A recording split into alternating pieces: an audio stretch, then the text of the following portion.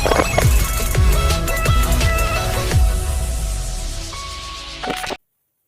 Everyone, स्वागत है आपका आपके अपने यूट्यूब चैनल स्मार्ट स्टडी 47 में।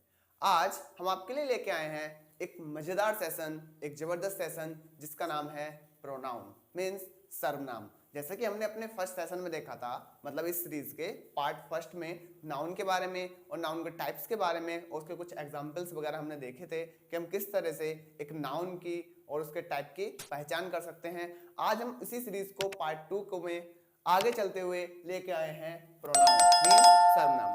देखिए, सर्वनाम मतलब नाम से ही पता चल रहा है, ऐसे हमने हिंदी में कभी पढ़ा होगा कि सर्वनाम किसे कहते हैं। एक ऐसा शब्द जो किसी व्यक्ति के लिए या किसी के नाम के लिए बोला जाता है उसे हम सर्वनाम कहते हैं।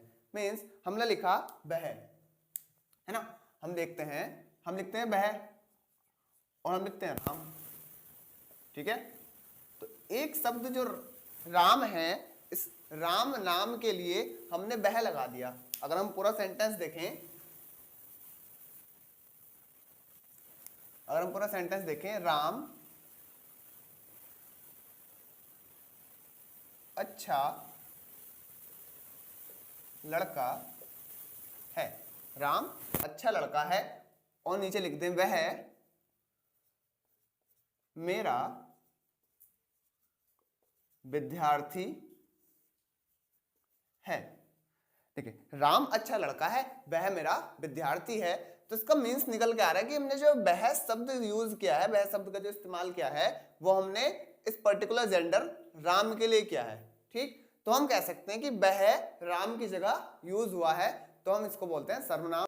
ऐसा ही हमारा क्या है, इंग्लिश लैंग्वेज में है कि नाउन की जगह जो वर्ड्स हम यूज करते हैं उनको हम क्या बोलते हैं, प्रोनाउन बोलते हैं। आप देख सकते हैं, pronouns means for a noun, for मतलब के लिए, प्रोनाउंस मीन्स, प्रोनाउन का सीधा सा मतलब होता है फॉर ए नाउन, किसी भी नाउन के लिए कोई यूज किया गया वर्ड हमारा प्रोनाउन कहलाता है। छोटी सी डेफिनेशन है नीचे, a pronoun is a word used instead of a noun. Means same जो मैं पहले से बताता आ रहा हूं कि एक प्रोनाउन क्या है, एक ऐसा वर्ड है जो किसी नाउन की जगह हम उसको यूज करते हैं।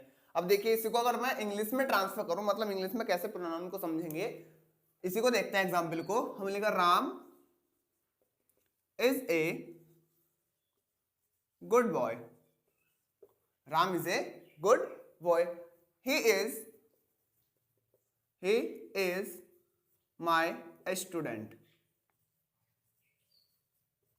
He is my student. तो आप देख सकते हैं, हमने फर्स्ट लाइन में लिखा Ram is a good boy, he is my student, Ram एक अच्छा लड़का है, वह मेरा विद्यार्थी है। तो सेम चीज जैसे हमने हिंदी में देखा था कि राम के लिए वह शब्द का इस्तेमाल हुआ है, ऐसे यहाँ इंग्लिश में राम के लिए ही वर्ड का यूज हुआ है। तो हम कह सकते हैं कि ही वर्ड जो है वो क्या है, एक प्रोनाउन है, और राम वर्ड क्या है, एक हमारे पास नाउन है, ठीक। आई होप आपको प्रोनाउन और नाउन में डिफरेंस समझ में आ गया होगा। बस छोटी सी बात को याद रखना कि नाउन की जगह जो शब्द हम इस्तेमाल करते हैं नाउन को दर्शाने के लिए, उन सबको हम प्रोनाउन बोलते हैं। अब हम देखते हैं प्रोनाउंस के टाइप्स। जैसे हमने सेशन फर्स्ट में नाउन के टाइप्स को समझा था और नाउन्स के बारे में समझा था कि हम कौन से नाउन को कैसे पहचान के लिख सकते हैं कि सेंटेंस में कौन सा नाउन है, ऐसे हम प्रोनाउंस के टाइप को देखेंगे और प्रोनाउंस को उनमें सारे टाइप्स में डिफरेंस क्या क्या है वो देखते हैं। जैसे पहला हमारे पास क्या है, पर्सनल प्रोनाउन। इसको हम कह सकते हैं क्या हिंदी में, पुरुषवाचक सर्वनाम।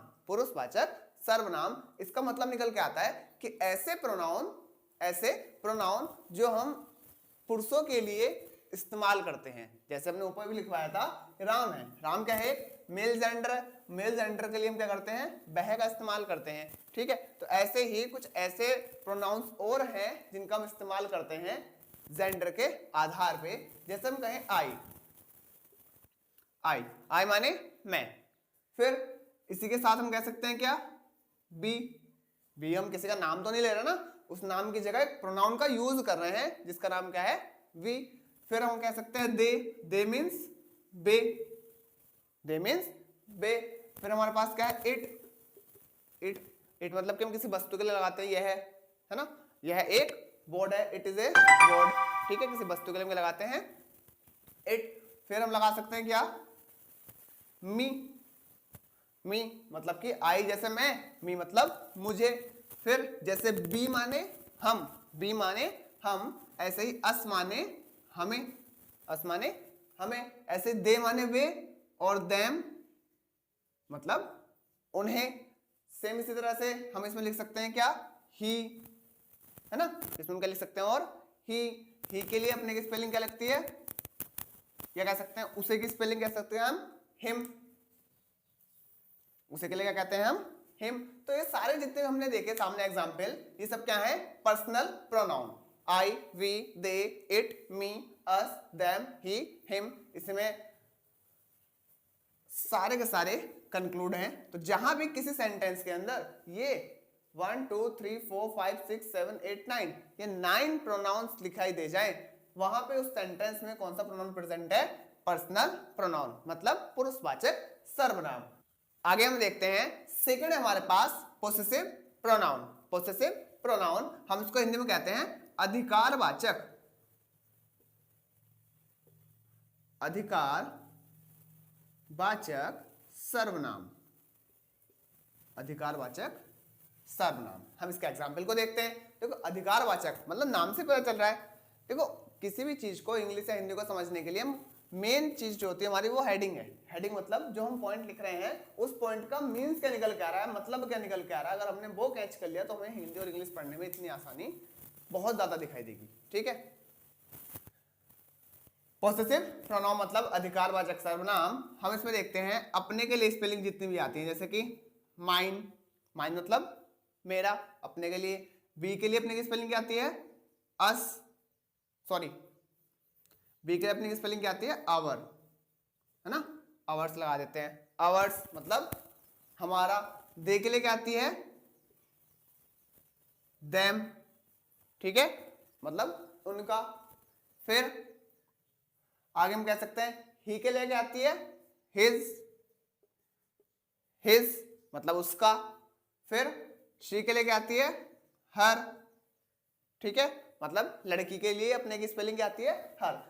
तो ये जितने भी अधिकारवाचक मतलब जिनमें हम अधिकार जमा रहे हैं, यह मेरा मार्कर है, दिस इज माई मार्कर। ठीक है, तो माइन, माइन मतलब मेरा, आई के लिए, वी मतलब हम, और मतलब हमारा, सेम दे मतलब वे, और देम मतलब उनका, सेम ही माने वह है और हिज माने उसका। ऐसे ही लड़की के लिए ही शी माने वह है और हर माने उसका, किसके लिए, लड़की के लिए। तो आप समझ गए होंगे कि जितने भी अधिकारवाचक शब्द आ रहे हैं जिसपे हम किसी चीज को अपना बनाने की कोशिश कर रहे हैं, अपना बताने की कोशिश कर रहे हैं, वो सारे प्रोनाउंस कहलाते हैं हमारे पॉसेसिव प्रोनाउंस। ठीक, आई होप आपको पर्सनल प्रोनाउंस और पॉसेसिव प्रोनाउंस में डिफरेंस पता चल गया होगा। नेक्स्ट देखते हैं, नेक्स्ट हमारे पास पॉइंट नंबर 3 है डेमोस्ट्रेटिव प्रोनाउन। डेमोस्ट्रेटिव प्रोनाउन इसको समझते हैं। देखो डेमोस्ट्रेटिव प्रोनाउन का मतलब होता है संकेतवाचक, संकेत वाचक सर्वनाम, संकेतवाचक सर्वनाम। देखिए मतलब किसी चीज की ओर संकेत कर रहे हैं, मतलब यह है, वह है ना, बे, ये सब क्या हमारे पास संकेत कर रहे हैं ना हम किसी चीज की ओर। तो हम कह सकते हैं this, that, this, that, these, those, such. ठीक है, तो जितने भी ऐसे शब्द हैं जो किसी और संकेत कर रहे हैं, हम उन सबको क्या कहते हैं, डेमोस्ट्रेटिव प्रोनाउन मतलब संकेतवाचक सर्वनाम। समझ गए होंगे, दिस माने यह है, दैट माने वह है, दीज माने ये, दोज माने वे, सच माने हम कंबाइन करके जैसे किसी को कहते हैं कि। आगे हमारे पास है distributive pronoun. Distributive pronoun means, देखो डिस्ट्रीब्यूट करना मतलब बांटना। डिस्ट्रीब्यूटिव प्रोनाउन का मतलब समझ रहे होंगे, डिस्ट्रीब्यूट करना मतलब बांटना। इसको हम हिंदी में लिखते हैं व्यष्टिवाचक।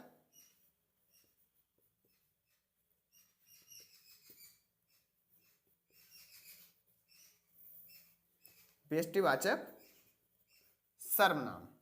ठीक है, डिस्ट्रीब्यूटिव को मतलब बांटने को हम हिंदी में कहते हैं व्यष्टि, मतलब व्यष्टिवाचक सर्वनाम। इसके एग्जांपल देखते हैं। देखो डिस्ट्रीब्यूट मतलब बांट रहे हैं हम, तो हम कह सकते हैं आइदर, नाइदर, ईच, ये सब दिखाई दे रहा है ना हमें।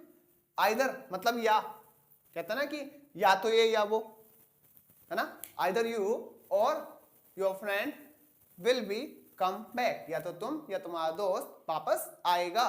तो हम कह सकते हैं कि आइदर का मतलब एक शब्द ऐसा है, आइदर एक शब्द ऐसा है, हम इसमें करते हैं दो चीजों को बांट देते हैं। For example, you eat either Apple और मैंगोज, मतलब या तो तुम आम खाओगे या सेब खाओगे। तो ऐसे ही हमने क्या किया, आइदर का मतलब क्या होता है, चीजों को बांटना। ऐसे ही neither, you neither eat apple nor mango, ना तो तुम आम खाओगे और ना ही सेब खाओगे। ठीक है, तो आइदर, नाइदर और ईच का मतलब समझ सकते हैं, distribute these mangoes each and every person, इन आम को, इन मैंगोज को ईच एंड एवरी पर्सन, प्रत्येक व्यक्ति के बीच में बांट दो, प्रत्येक व्यक्ति को बांट दो। वहां पे हम क्या लगाते हैं, ईच लगाते हैं। सेंटेंस समझ गए होंगे कि आइदर, नाइदर और ईच, इन तीन शब्द का यूज हम करते हैं किसी चीज को बांटने के लिए, किसी चीज को डिस्ट्रीब्यूट करने के लिए। तो इसी के आधार पर हमने इन तीनों का नाम क्या दिया, डिस्ट्रीब्यूटिव प्रोनाउन। आई होप आप समझ गए होंगे डिस्ट्रीब्यूटिव प्रोनाउन क्या होता है। नेक्स्ट है हमारे पास रिफ्लेक्सिव प्रोनाउन। रिफ्लेक्सिव प्रोनाउन का मतलब होता है निजवाचक।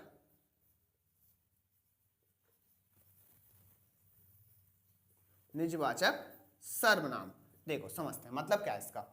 निजवाचक सर्वनाम आपने कहा होगा, जैसे हिंदी में हम सेंटेंस बोलते हैं, मैं अपना कार्य खुद कर लूंगा, I do my work my self, है ना।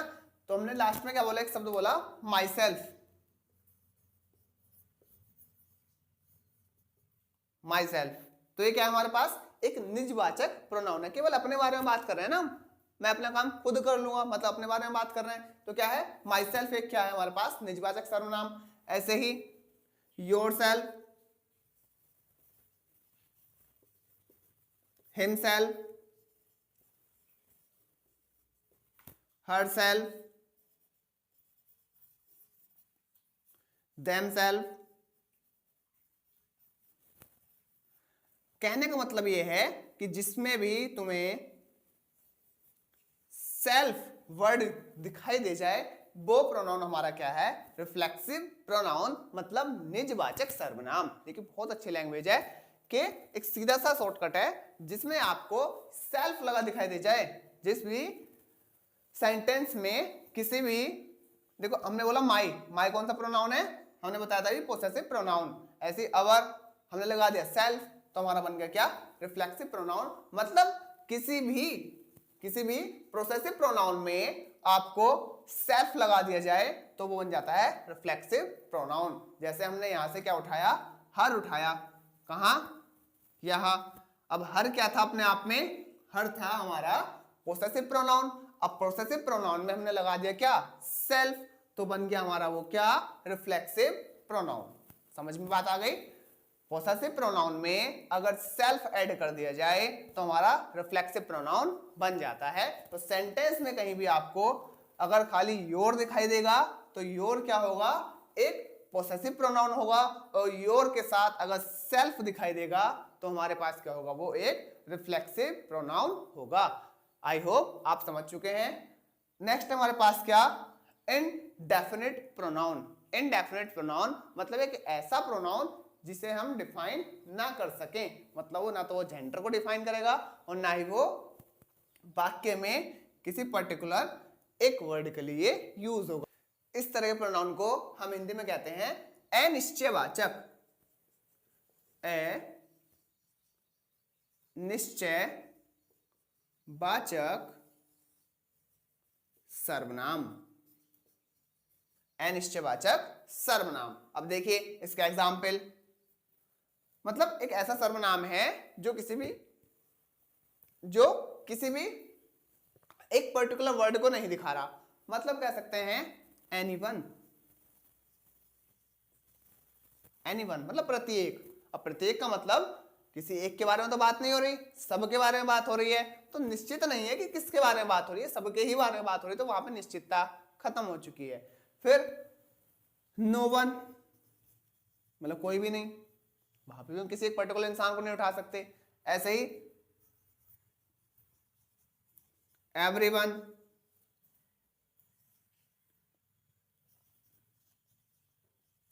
एवरीथिंग,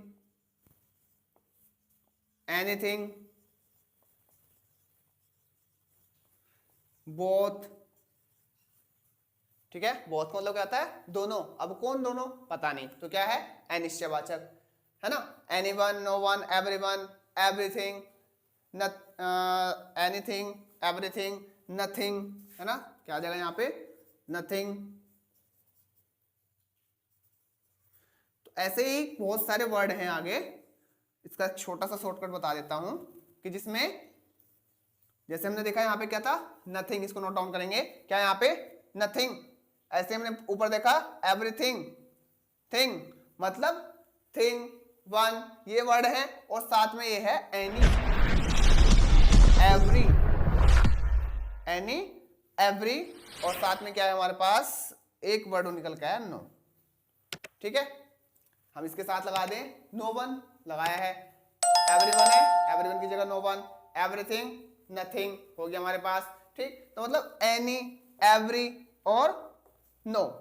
एनी, एवरी और नो के साथ थिंग या वन ऐड हुआ है, या हम देख सकते हैं कि एनी, नो और एवरी के साथ थिंग या वन ऐड हुआ है। तो ऐसे शब्द हमारे पास क्या है? इनडेफिनिट प्रोनाउन, मतलब किसी भी एक पर्सन के लिए यूज नहीं हो रहे। फॉर एग्जांपल हम देखते हैं, एवरीवन मतलब प्रत्येक, नो वन मतलब कोई नहीं, एवरीवन फिर से प्रत्येक, फिर एवरीथिंग, एवरीथिंग मतलब किसी वस्तु के लिए हम लगाते हैं कि हर एक वस्तु, प्रत्येक वस्तु, है ना। एनीथिंग मतलब कुछ भी, एनीथिंग कहते हैं ना, यहाँ पे कुछ भी हो सकता है, हेयर एनीथिंग वे हैपन। ठीक है, बोथ मतलब किसी दो व्यक्ति के लिए, दो इंसान के लिए, दो वस्तु के लिए। ठीक है, और फिर नथिंग मतलब कोई भी नहीं, क्या में? वस्तु में। थिंग का मतलब क्या होता है? वस्तु। तो वस्तु में कोई भी नहीं, तो यहाँ पे हमें निश्चित नहीं है कि हम इस नथिंग का यूज किस चीज के लिए कर रहे हैं। नथिंग मतलब कुछ भी नहीं, कुछ भी नहीं मतलब सब कुछ ही एंड है। तो क्या क्या एंड है हमें नहीं पता, इसलिए हम इन शब्द को क्या कहते हैं? Indefinite pronoun. आई होप आपको 6 के 6 प्रोनाउन समझ में आ गए होंगे। Personal, possessive, demonstrative, distributive, reflexive and indefinite pronoun. आप एक बार इसका स्क्रीनशॉट ले सकते हैं या फिर इनको समझ सकते हैं। अगर आपको कोई भी डाउट या कोई भी प्रॉब्लम या किसी भी तरह की कोई कमी हमारे सेशन में दिखाई दे रही है, तो आप कमेंट में हमको बता सकते हैं। हम अपनी कमी को जरूर सुधारेंगे और कोशिश करेंगे नए सेशन में और अच्छे से अच्छा आपको समझा पाएं और अच्छे से अच्छा अपना 100% गिव अप आपको दे सके। नेक्स्ट देखते हैं रिलेटिव प्रोनाउन। देखो, रिलेटिव प्रोनाउन नाम से पता चल रहा है कि दो चीजों को जोड़ रहा है। रिलेटिव मतलब रिलेशन निकालना, और रिलेशन का मतलब क्या है? दो चीजों को जोड़ना। तो रिलेटिव प्रोनाउन को हम हिंदी में कह सकते हैं क्या? संबंधवाचक सर्वनाम।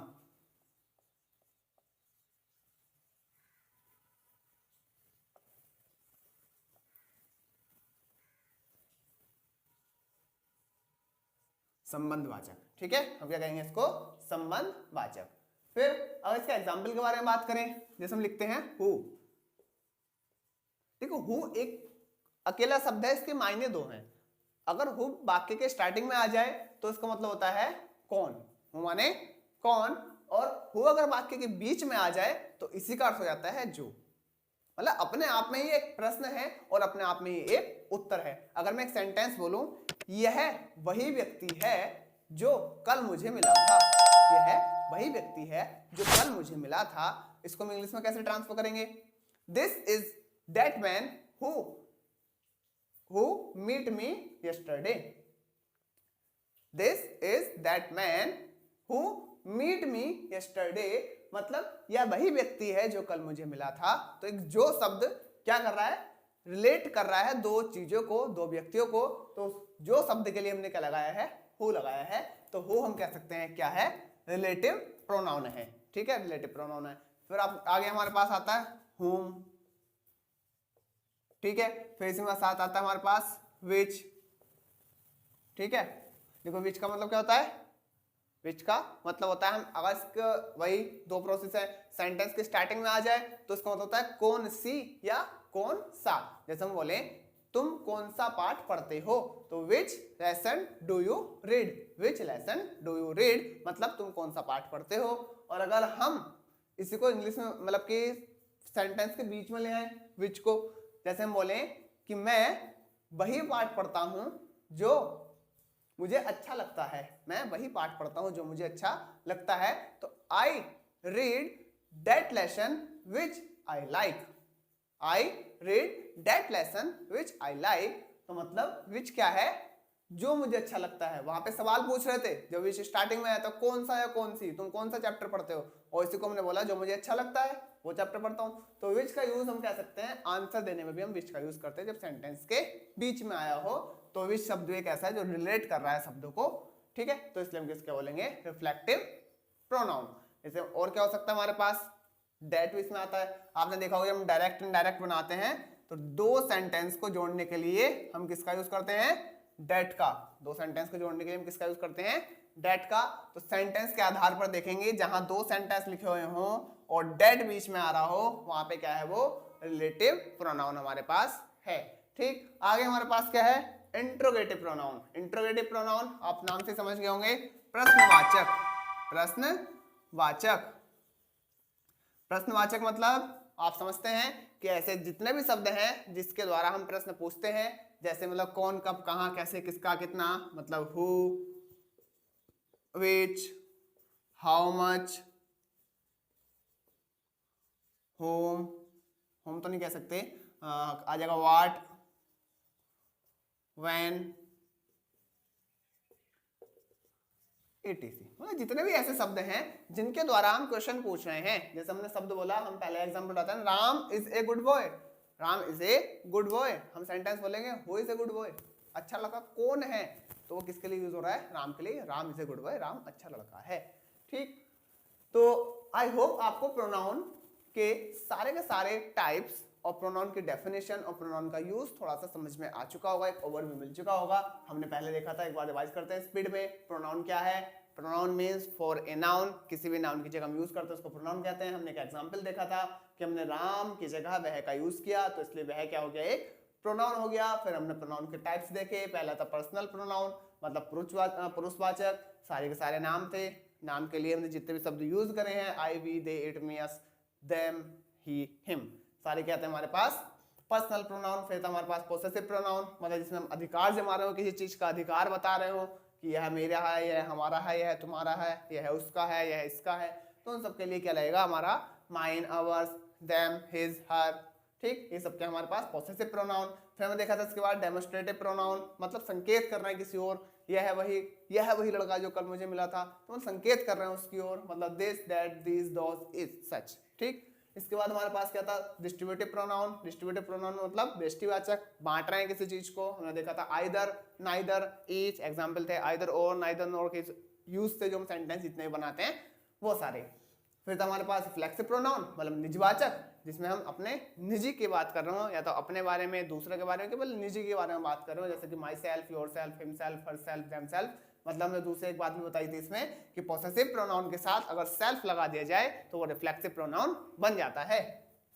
नेक्स्ट हमारे पास इंडेफिनिट प्रोनाउन। इंडेफिनिट प्रोनाउन मतलब अनिश्चयवाचक सर्वनाम, जिसमें anyone, no one, everyone, anything, nothing, ठीक है। ये शब्द सारे के सारे शब्द आ रहे थे। फिर हमारे पास था रिलेटिव प्रोनाउन, ऐसे वर्ड जो दो शब्दों को मिला रहे हैं, दो व्यक्ति को मिला रहे हैं, दो सेंटेंस को मिला रहे हैं, एक जगह संबंध बना रहे हैं, वो हमारे पास क्या थे, सारे रिलेटिव प्रोनाउन। फिर लास्ट हमारे पास सबसे हल्का इंट्रोगेटिव प्रोनाउन। इंट्रोगेटिव मतलब ऐसे शब्द जिनके द्वारा हम क्वेश्चन पूछते हैं, जैसे हु, विच, हुम, व्हाट, व्हेन, वेयर। ये सब हमारे पास क्या है, इंट्रोगेटिव प्रोनाउन, ठीक है। आई होप सेशन आपको अच्छा लगा होगा। ये हमारा सेकंड पार्ट था इंग्लिश का। हम थर्ड, फोर्थ, 5 ऐसे लगातार पार्ट लाते रहेंगे। उसके लिए आप हमारे चैनल को सब्सक्राइब कर लीजिएगा। और वीडियो में अगर कोई भी प्रॉब्लम हो, मतलब सेशन में पूरे कोई भी आपको प्रॉब्लम, कोई चीज समझ में ना आई हो, या कोई चीज गलत समझाई हो, कुछ भी एनीथिंग आपको डाउट या प्रॉब्लम दिखाई दे रही है, तो आप हमको गाइड कर सकते हैं। आप अपनी प्रॉब्लम कमेंट सेक्शन में लिख सकते हैं। किसी भी तरह की कोई भी गलती हो तो उसके लिए भी आप एक कमेंट में छोटा सा मैसेज कर सकते हैं। हम उम्मीद करेंगे कि नेक्स्ट वीडियो में वो गलती हम दोबारा ना दोहराएं। धन्यवाद। Thanks for watching this video. Thank you. Can anybody out there hear me?